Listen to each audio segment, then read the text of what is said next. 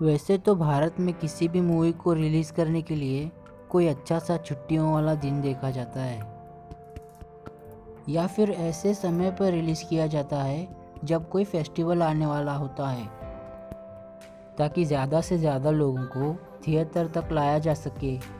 लेकिन आज मैं जिस शख्स के बारे में बात करने जा रहा हूँ, उनकी फिल्म किसी भी दिन रिलीज़ की जाए, छुट्टी तो अपने आप हो ही जाती है। जी हाँ दोस्तों, मैं बात कर रहा हूँ रजनीकांत की, जिन्हें लोग केवल एक एक्टर या सुपरस्टार की तरह नहीं मानते, बल्कि इन्हें भगवान का दर्जा दिया गया है। यहाँ तक कि दक्षिण भारत में रजनीकांत के नाम से कई मंदिरों को भी बनवाया गया है, जहाँ पर लोग उनकी पूजा भी करते हैं। मुझे नहीं लगता कि शायद ही इस तरह का प्यार दुनिया में किसी एक्टर को दिया जा रहा है। लेकिन दोस्तों, इस अद्भुत सफलता के पीछे एक बहुत बड़ी संघर्ष भी छुपी हुई है। तो चलिए दोस्तों, हम शुरू से रजनीकांत के बारे में डिटेल में जानते हैं। रजनीकांत का जन्म 12 दिसंबर 1950 को कर्नाटक के बेंगलोर में एक मिडिल क्लास मराठी फैमिली में हुआ था।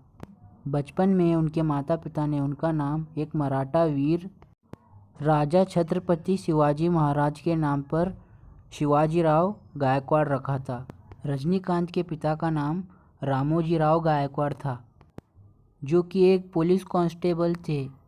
रजनीकांत सर की मां का नाम जीजाबाई था, जो कि एक हाउसवाइफ थी। 4 भाई बहनों में रजनीकांत सबसे छोटे हैं। 1956 में उनके पिता को रिटायर्ड होने के बाद उनका पूरा परिवार बेंगलोर के हनुमंत नगर में रहने चला गया, जहां पर उनके पिता का खुद का घर था। 6 साल की उम्र में रजनीकांत का admission Gavipuram government primary Kannada medium में कराया गया, जहां पर उन्होंने अपनी शुरू की पढ़ाई की। बचपन से ही वो पढ़ाई में बहुत अच्छे थे और साथ ही साथ खेल कूद में भी बहुत अच्छे थे। रजनीकांत के परिवार में सभी एक दूसरे से मराठी में बात किया करते थे, जिससे रजनीकांत को मराठी का नॉलेज तो घर में ही हो गया। साथ ही साथ उन्होंने बेंगलोर का लोकल लैंग्वेज कन्नड़ भी सीख लिया। जब रजनीकांत सिर्फ 9 साल के थे, तभी उनकी मां की मृत्यु हो गई। उसके बाद उनके भाई ने उन्हें पढ़ाई के लिए रामकृष्ण मिशल अंतर्गत चलाए गए एक मठ में भेज दिया, जिसे रामकृष्ण मठ के नाम से भी जाना जाता था। वहाँ पर रजनीकांत को पढ़ाई लिखाई के साथ साथ भारतीय संस्कृति और वेदों की भी जानकारी हो गई। मठ में रहते हुए ही उन्होंने नाटकों में पार्टिसिपेट करना भी शुरू कर दिया।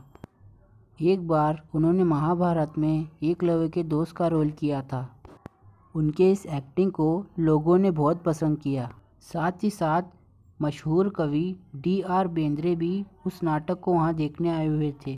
उन्होंने रजनीकांत को पर्सनली मिलकर उनके एक्टिंग की बहुत ज़्यादा तारीफ की, जिससे रजनीकांत का इंटरेस्ट एक्टिंग में और भी ज़्यादा बढ़ने लगा।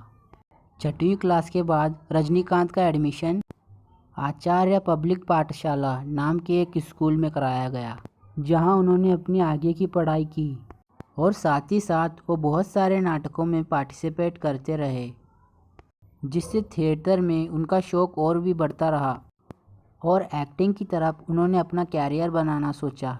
लेकिन उनके स्कूलिंग के बाद से ही उनकी परिवार की आर्थिक स्थिति बहुत ही ज़्यादा ख़राब होती चली गई और रजनीकांत ने अपने घर की मदद के लिए बेंगलोर और मद्रास में बहुत सारे छोटे छोटे काम किए, जिसमें कारपेंटर और कूली का काम भी शामिल था।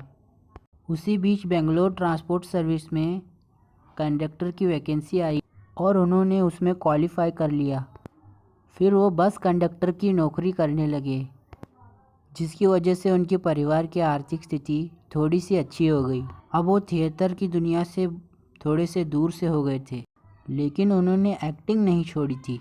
वो बस में टिकट काटते समय अलग अलग तरह की एक्टिंग करने और सीटी मारने के लिए पैसेंजर्स में बहुत ही ज़्यादा फेमस थे।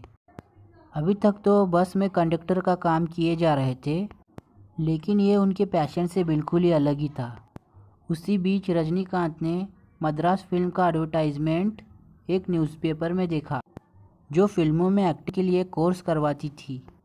रजनीकांत ने एक्टिंग सीखने की बात अपने घर पर की, लेकिन उनके परिवार वालों ने पैसे ना होने की वजह से उन्हें सपोर्ट नहीं किया।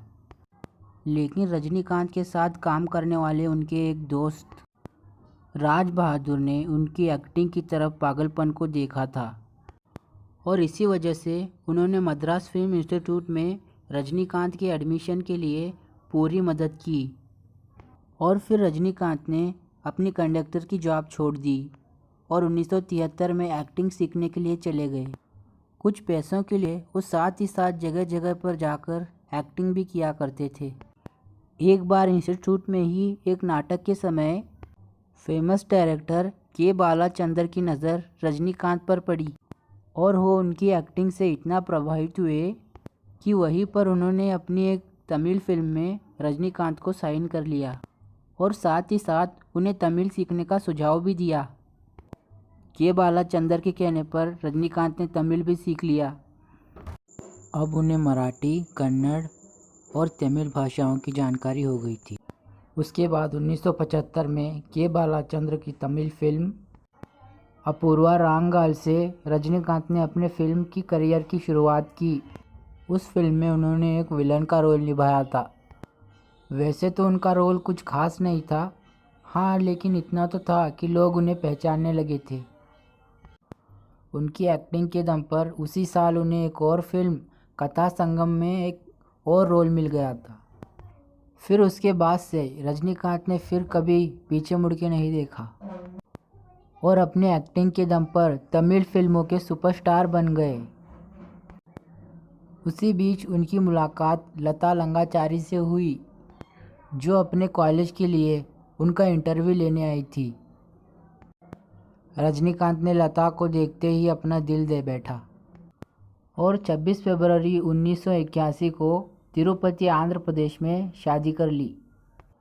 बाद में उनकी 2 बेटियां भी हुई। उनकी बड़ी बेटी का नाम ऐश्वर्या रजनीकांत और छोटी बेटी का नाम सौंदर्या रजनीकांत है।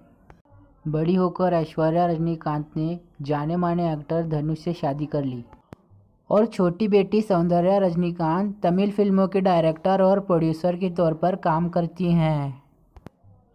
तमिल फिल्मों के सुपरस्टार बनने के बाद रजनीकांत ने हिंदी फिल्मों में भी कदम रखा और अपनी पहली फिल्म अमिताभ बच्चन के साथ किया, जिसका नाम अंधा कानून था। उसके बाद उन्होंने तमिल फिल्मों के साथ साथ हिंदी फिल्मों में भी बहुत सारी फिल्में की।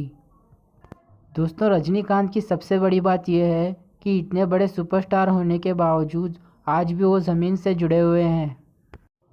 वे फिल्मों के बाहर अपनी असल ज़िंदगी में एक आम आदमी की तरह दिखाई देते हैं। वे दूसरे सफल लोगों से अलग अपनी असल ज़िंदगी में धोती कुर्ता पहनते हैं और अगर कोई भी व्यक्ति उनके पास मदद के लिए आता है तो वे उसे कभी भी खाली हाथ नहीं लौटाते। दोस्तों, रजनीकांत ने अपनी सफलता को कभी भी अपने ऊपर हावी नहीं होने दिया।